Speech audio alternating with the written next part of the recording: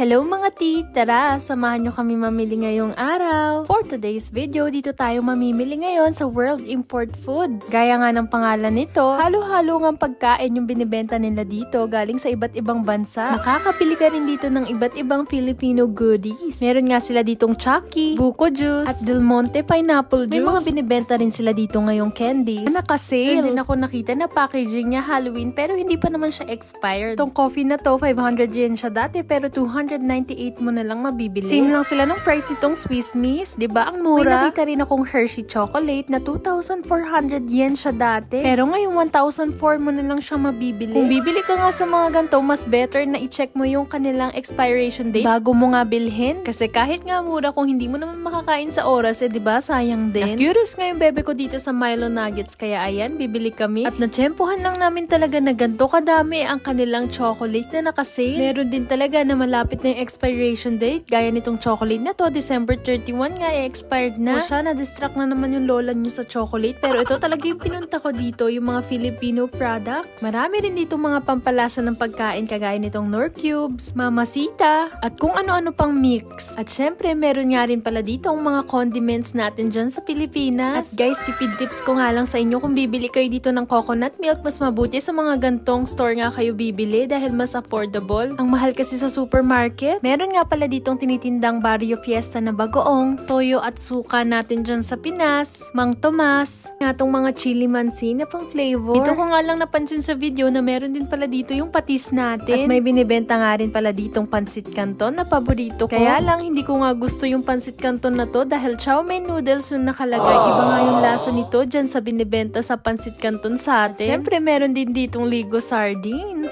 Dati nga hindi talaga ako kumakain yan. Dito nga lang ako sa Japan natuto kumain yan at nasasarapan na talaga ako sa kanya. At marami pa nga iba't ibang delata dito. Tapos nga dito naman ako sa mga noodles, nagtingin-tingin. Nagulat nga ako dahil ang dami na nilang pinibentang Filipino products ngayon. Dati kasi itong sardinas at yung pansit canton lang yung binibenta nila. Meron nga sila ditong pansit bihon, pansit luglog, at isa sa kinasaya ko, meron na sila ditong miswa. Pagkatapos kong ang tignan yung mga pansit, dumiretso naman ako dito sa may snacks. Nakakita nga ako dito ng Chippy, Nova, Skyflake, Clover, at Boy Bawang na ang daming flavor. Tapos meron nga rin pala silang sugo. Meron pa nga pala dito sa taas, Richie, Cheese Eat. Tapos meron din chicharon. At may nakita nga rin pala ako ditong Angel Evaporada Milk. Kaya lang, grabe nga yung price niya, 503 yen. Okay, comment down below nga kung magkano ba yan sa Pilipinas. Habang nagtitingin-tingin nga ako ng mga sauce dito, nagulat ako dahil meron din silang corned beef. Pero isang lata, 945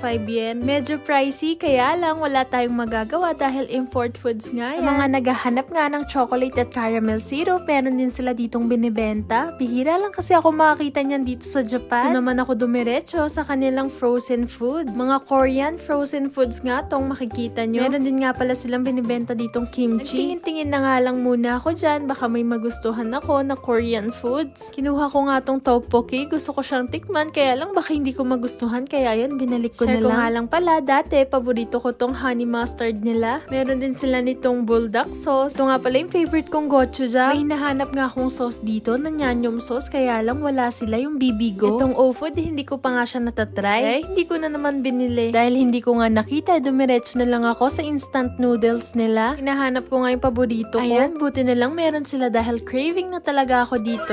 At ito rin yung favorite kong ramyun. Habang nagbablog nga ako dito, pinagbayad ko na si Bebe dun sa may counter. Kaya ayan, nakabili na siya. Inabot nga ng 2,465 yen yung aming bill. I hope you enjoyed this vlog. Thank you for watching. それじゃあ、またね. Bye bye!